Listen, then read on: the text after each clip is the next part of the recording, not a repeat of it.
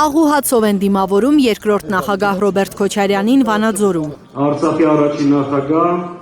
Հայաստանի Հանրապետության երկրորդ նախագահ, Հայաստան Դաշնքի վարչապետի թեկնածու Ռոբերտ Քոչարյան։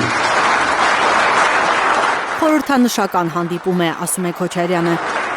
Հենց այստեղից Վանաձորից է սկսվել երկրորդ նախագահի քաղաքական կարիերան։ 1989 թվականին ընտրվել, իսկ 1990-ին վերընտրվել է ՀԽՍՀ Գերագույն խորհրդի պատգամավոր։ Իմ առաջին մուտքը, այսպես ասենք, ազգային ազատագրական պայքարից դեպի քաղաքականություն եղել է, սկսել է այստեղ։ Վանաձորցիների հետ հանդիպումը իր հարցով է սկսում երկրորդ նախագահը։ Հարցս այսպեսին է, ձեր կարծիքով որն է ամենից մեծ սպառնալիքը յուրաքանչյուր երկրի համար։ Սրի իրականությունը։ Այսօր սրի իրականությունը։ Դավաճան իշխանությունն է պետության մեծագույն սպառնալիքը։ Դահլիճից հնչող պատասխանը հաստատում է Քոչարյանը։ Նկատում, հենց այդպիսի իշխանության դեմ է պայքար սկսել Հայաստան դաշինքը։ Ամենից մեծ սպառնալիքը յուրաքանչյուր երկրի համար անհաջող առաջնորդն է այդ երկրի։ Ստախոս, տգետ, խառնակիչ։ Յուրաքանչյուր երկրի համար, որովհետև նման առաջնորդի վնասը կրկնակի վնաս է։ Առաջինը քայքայում է երկիրը ներսից, քայքայում է պետական կառույցները, լարում է ժողովրդին մի զանգվածը մյուսի դեմ, բաժանում է սև ու սպիտակների եւ այլ, խառնում է ընդհանրապես ինստիտուցիոնալ կառավարումը երկրում։ Եվ ամենավտանգավորը, որ Հայաստանում կա, իշխանությունն է, որ կարծում է, թե Հայաստանի անվտանգության երաշխավորը Ադրբեջանն է։ Իշխանավորների հայտարարություններն է հիշեցնում Ռոբերտ Քոչարյանը։ Սա նույնն է, որ օրինակ պատկերացրեք Պաղեստինայի ժողովուրդը հայտարարի, որ իրենց անվտանգության երաշխավորը Իսրայելն է եւ վարչապետ Նեթանյահուն։ Այն ամեն ինչից հետո, ինչ կատարվեց այնտեղ, 70,000-ից ավել զոհ, որից 2/3-ը կին եւ երեխա է։ Հնարավոր է այսպիսի բան։ Ուղղակի հնարավոր չէ։ Ինչի համար է սա արվում։ Մեկ պարզ բանի համար, որ խաղաղության թեման դառնա մահակ Հայաստանի Հանրապետության քաղաքացու կամքի վրա ճնշելու համար, կամքին հարվածելու համար։ Այլ բացատրություն այստեղ չկա։ Խաղաղությունը չպետք է դառնա սպառնալիք, խաղաղությունը չպետք է ասոցացվի այս կամ այն մարդու դեմքի հետ, բացատրում է երկրորդ նախագահը։ Ուզում եմ ձեր կարծիք իմանալ, ինչ եք կարծում դուք այդ պատերազմի մասին, կլինի ասում դա թե չէ։ Նու Ալիևը իրեն հարմար իշխանության անկումից հետո կգնա այդ քայլին թե չէ, ու ինչքանով մենք պատրաստ կլինենք այդ պատերազմի ընտրություններից հետո։ Բացառում եմ ընդհանրապես պատերազմի վտանգը իրենք ուռճացնում են մեկ նպատակով, այդ մահակը ձեռքին ունենալու, ձեր կամքի վրա ազդելու վրա, ձեզ ճնշելու վրա։ Ինչ չեմ վախեցնում, ձեզ եմ վախեցնում։ Հիմա դուք ինքները ձեզ պիտի հարց տաք, ես վախկոտ եմ, ես վախեցա, թե չվախեցա։ Հիմա ինչ վերաբերում է պատերազմ կամ խաղաղություն։ Մեր մոդելը հետևյալն է, պետք է երաշխավորված խաղաղություն։ Երաշխավորված խաղաղությունը նշանակում է մեկ բան։ Ինչ ենք մենք ասում, որ խաղաղությունը կախված չի լինի Քոչարյանից, Փաշինյանից կամ որևէ մեկ այլ անձից։ Խաղաղությունը, որը կախված է մեկ անձից, դա խաղաղություն չէ։ Դա խաղաղություն չէ։ Իսկ ինքը չի ուզում այսպիսի խաղաղություն, քանի որ ինքն է պայմանավորվել Ալիևի հետ։ Այդ խաղաղությունը պարտադիր կերպով սվարկայով կապված լինի իր անվան հետ, որ ինքը երբ գան ընտրական ինչ-որ ցիկլեր, ինքը կաղնի ասի, բայց այս խաղաղությունը իմ հետ է կապված։ Խաղաղությունը փորձում ասարկել իր ազնական բրենդը։ Մինչդեռ իր ազնական բրենդը դա պատերազմն է եւ արհավիրքները։ Հիմա սխեման սա է, չի լինելու, այսպես ասեմ։ Ես ոչ թե վստահ եմ, ես գիտեմ, թե ինչ է պետք անել, որ նույնիսկ խոսակցությունը պատերազմի մասին վերանա։ Որ երեք ուղղություններն են առաջին հերթին փոխվելու, խորհրդարանական ընտրություններում Ռոբերտ Քոչարյանի առաջնորդած ուժի հաղթանակի դեպքում, հարցնում է Լորեցի երիտասարդը։ Պարոն Քոչարյան, եթե այսօր ստանձնեք Հայաստանի Հանրապետության ղեկավարի պաշտոնը, որ երեք ուղղություններով կսկսեք փոփոխություններ կատարել։ Առաջերտին անվտանգություն։ Նայեք, անվտանգություն այն հարցն է, որի չլուծման դեպքում բոլոր ուրիշ հարցերը վտանգված են։ Երկրորդ հարցը սա այն տնտեսական խնդիրներն է, որոնք այսօր կուտակվել են։ Անհամաչափ զարգացում գյուղ-քաղաք, անհամաչափ զարգացում մայրաքաղաք տարածքներ, սա ինչ որ չափով սկսում է նաև վտանգել խփել անվտանգությանը։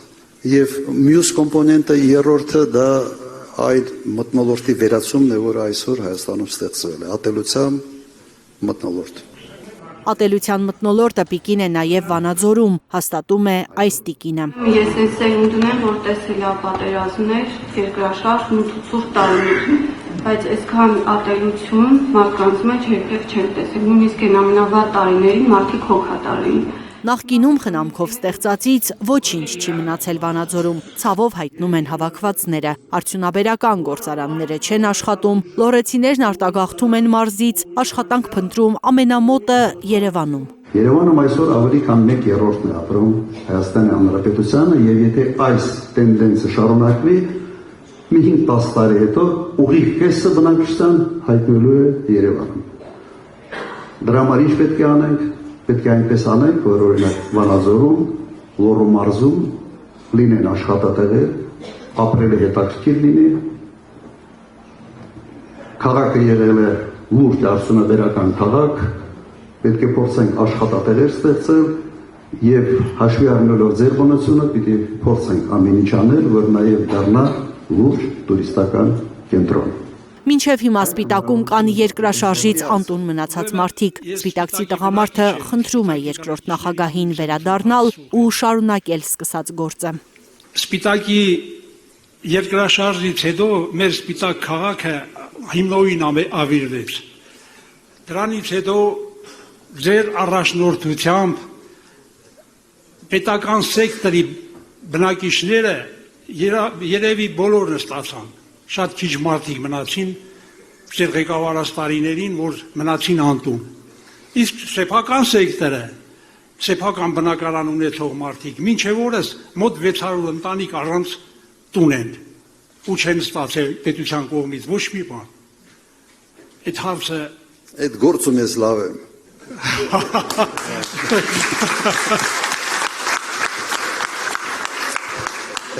Շնորհակալություն։ Ես չգիտեի, անկեղծ ես չգիտեի, որ 600 ընտանիք մնացել է։ Իմ ինֆորմացիայով ինձ թվացել է, թե Սպիտակում մենք ամբողջությամբ հարցը փակել ենք։ Եթե մնացել է, ուրեմն դա պարտք է մնացել։ Ես պարտք եմ Սպիտակին այդ հարցը անպայման լուծվելու է։ Բոլոր հարցերն են լուծում ստանալու, եթե դաշինքը հաղթի խորհրդարանական ընտրություններում, վստահեցնում է երկրորդ նախագահը։ Իսկ պլան B կա, հարցնում են հանդիպման մասնակիցները։ Ռոբերտ Քոչարյանը համոզված է, նույնիսկ միտքը պլան B-ով ծանրաբեռնելու կարիք չկա։ Ես նույնիսկ չեմ էլ ուզում մտածեմ պլան B-ով ծանրաբեռնեմ ինքս ինձ, որովհետև մեծ համոզմունք ունեմ, որ պլան A-ն հաջողություն է ունենալու։ Պետք է փորձենք նաև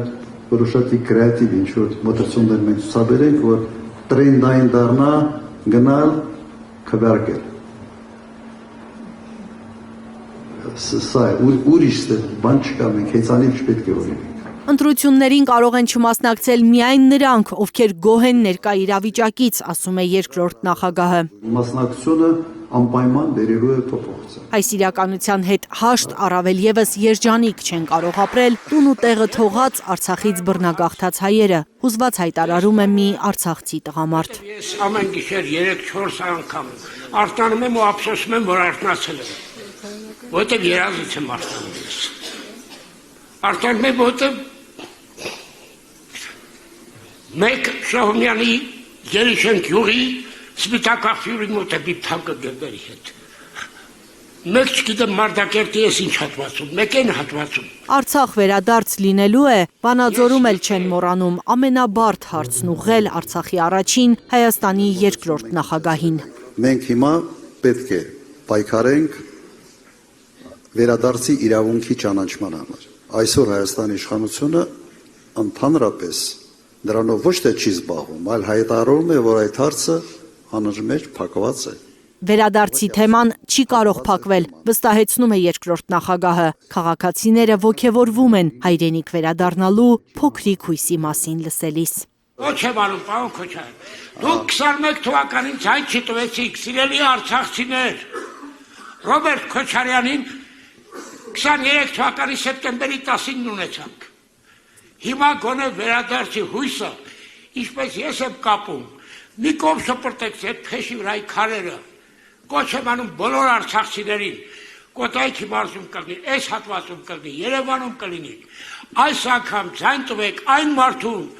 բա ինչպես Մարկեսի մոտը հայ գչուրասմա, բա մի թանկ շիրի մեջ ունեք ձեր հայրենիքում։ Ես կոչ եմ անում բոլոր Հայաստանի բնակիչներին, ոչ միայն արցախցիներին։ Քվարկելի մոքսի։ Լիլիթ Խալաթյան, Լանա Համբարձումյան, Արաքել Օհանյան, Հարություն Մաթևոսյան, Հայլուր։